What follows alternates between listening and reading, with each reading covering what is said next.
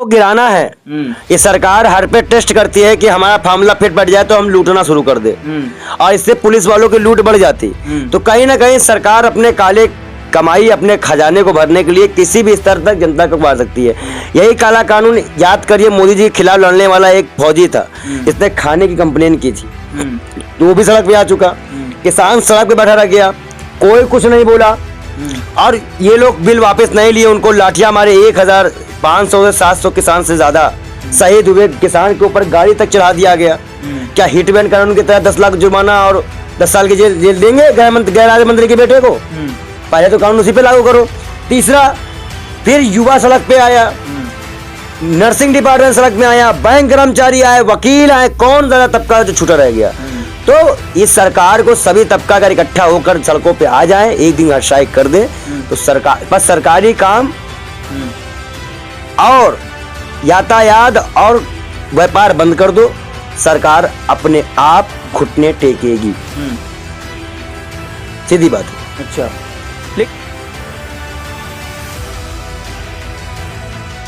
ड्राइवरों की एक आवाज उठी थी कि अगर हम आपको इस सत्ता में ला सकते हैं तो हम जो है चुनाव भी लड़ सकते हैं। क्या ऐसा ड्राइवर करेंगे? अब एक आध दो ड्राइवर नेताओं को टिकट कांग्रेस को देना चाहिए। हम इस पे बात करेंगे, जो काबिल होगा वो चुनाव लड़ेगा, लड़वाएंगे। चुनाव लड़वाओगे? लड़वाएंगे, लेकर कोशिश है 2024 में। 2024 में कांग्रेस को इसी तबकों के लोगों को उठवाकर चुनाव लड़वाना है, नए चेहरों को लाकर और जीत लाके। कांग्रेस का ये मनसा है।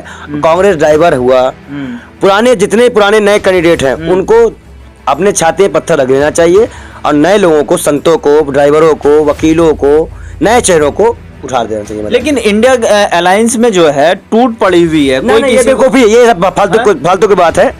ये सब नहीं, मोदी जी 38 लेके बेवकूफी ना करो, कोई फुरूट नहीं है। उन्होंने तो 400 पार का नारा दे दिया। आराम से हम काम कर रहे हैं, और जो शांति से काम करता है वो जीत जाता है, जो उछलता कूदता है वो हारता है। नहीं, इंडिया अलायंस टूट पड़ रही है ऐसा कहा जा रहा है। नहीं, बेवकूफी वाली बात है। इस पे कोई जवाब ही नहीं देना हमको। अच्छा, ये सब बेवकूफी है। हम जानते हैं हमारा दल एक है और हम लोग एकता से काम कर रहे हैं। क्यों मायावती जी को क्यों छोड़ दिया फिर आपने? मायावती जी बीएसपी से पहले बीजेपी छोड़ के हमारे पास आए ना। वो बीजेपी तो छोड़ ही नहीं पा रही है। अच्छा, असुद्दीन ओवैसी की AIMIM को भी नहीं लिया आपने? ये देखिए, अब ऐसे साहब का जहाँ तक मसला, ये सब काबिल आदमी है, बुद्धिमान है, हम तो उनकी तारीफ भी करते हैं। उनका होना जरूरी है था, ये हम कह सकते हैं। तो क्यों नहीं लिया?